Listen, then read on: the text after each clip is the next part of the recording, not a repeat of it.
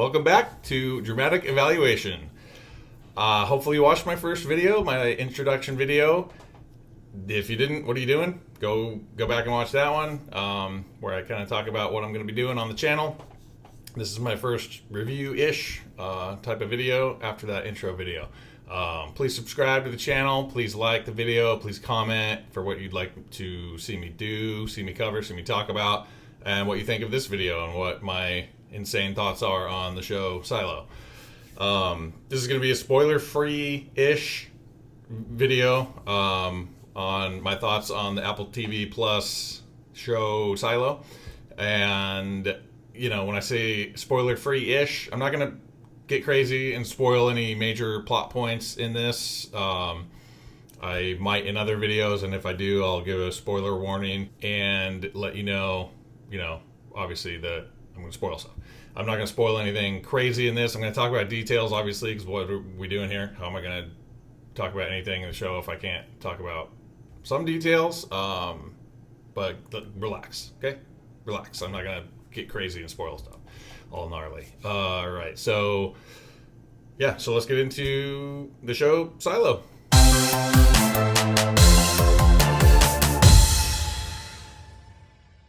All right, so I heard about this show for a while, like the last few years, couple of years, whatever it's been on, that it was good, that I should check it out. So I finally got around to it, and pretty much right when season 2 was wrapping up its last episode is when I started watching it. I hate, by the way, man, what are we doing with the 1 episodes a week?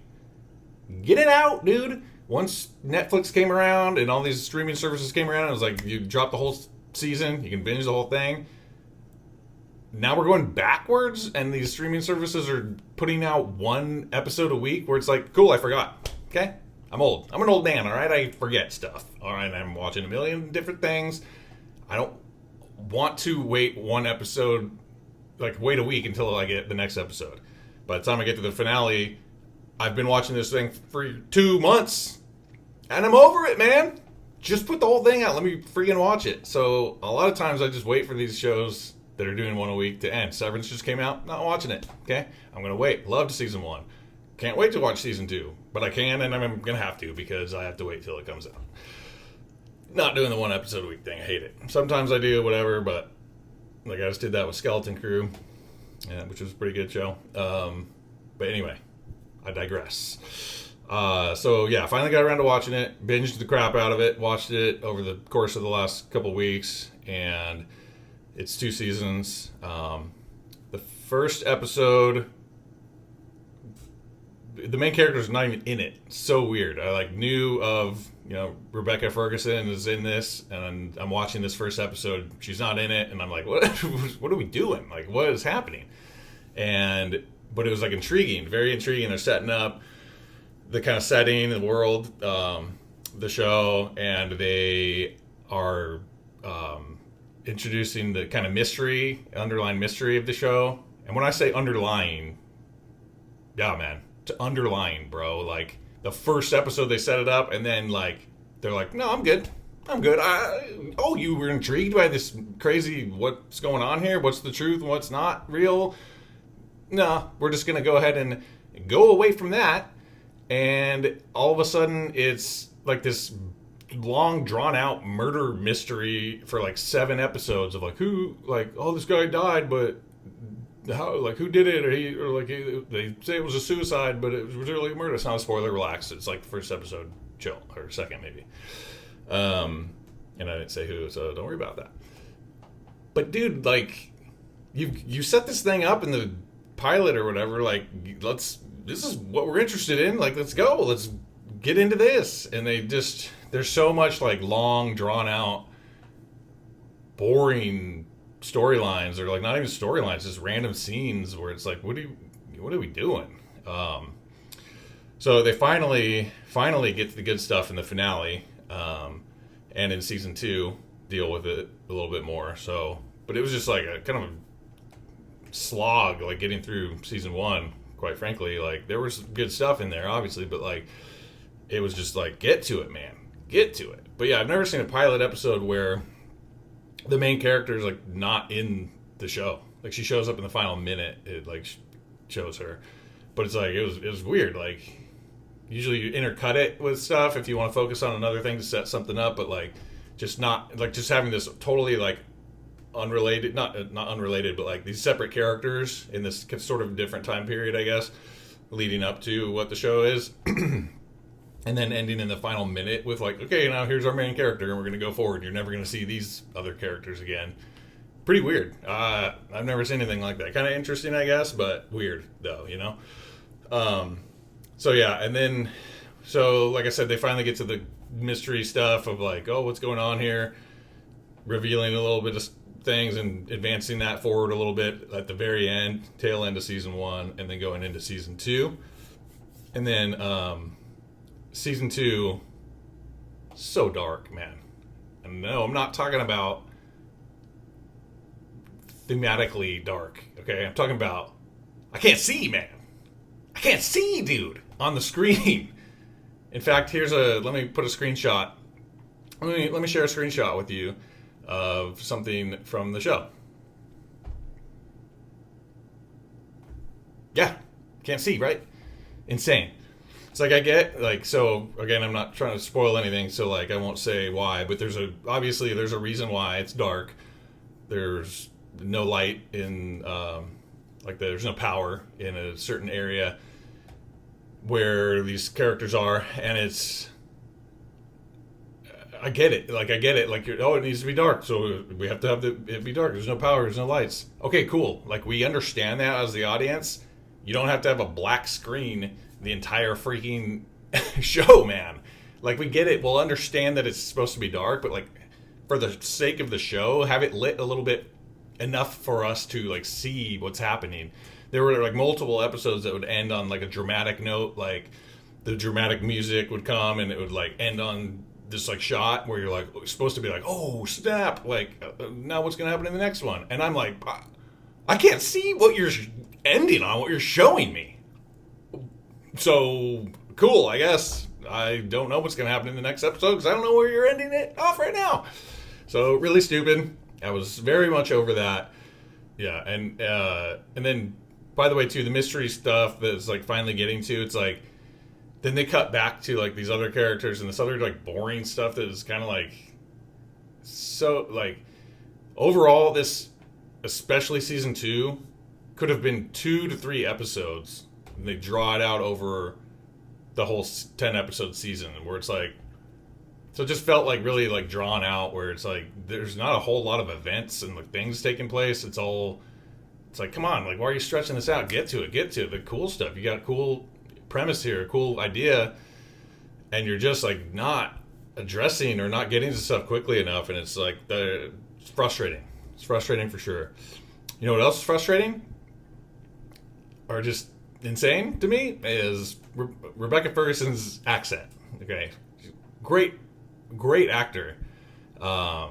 She's awesome in The Greatest Showman, the Mission Impossible movies. I like her a lot. She's very good in Silo. I very much like her in Silo. Her character, the way she performs and pulls off the character, she's awesome. But she's British, and her accent, like, every other word there, like, it comes out so glaringly obvious. Like, some British actors are incredible. Like, I'll see them in an interview and I'll be like, well, that person's British? They mask that. They do the American accent so well in, like, so many things that they're in, you wouldn't even know it. She's not good, man, at that. She's a great actor, like I said, but you can just hear that British accent come out, like, way too often. And then another funny thing, this is a lot of shows do this, but I just noticed this in particular in this show, especially with Tim Robbins. Tim Robbins is in this, and there was one scene in particular that made me just, like, laugh watching this. But, like, when movies and shows do this to, like, frame the shot, and they have, like, people talking way too close, man. Way too close. Nobody talks that close, okay? People, like, they're standing, like, face to face, dude. And it's like, when you're framing the shot and you're doing, like, a close-up thing, it's like, okay, I understand you're trying to have both people in the shot. You're trying to like whatever, or maybe it's a tense moment, conversation. They're in their face, whatever. But like when you're just having a normal conversation and it's panned out to like this, like this far out, you don't need. Nobody does that. Nobody does that in real life. No one's talking to each other face to face like weirdos. And I see it all the time. You pay attention to that when you're watching something. Nobody freaking does that to each other. Next time you're down at the grocery store and you want to ask the guy where's the eggs? Like go up into his face and see how he reacts to you. It's just you know what I mean? It's weird, man.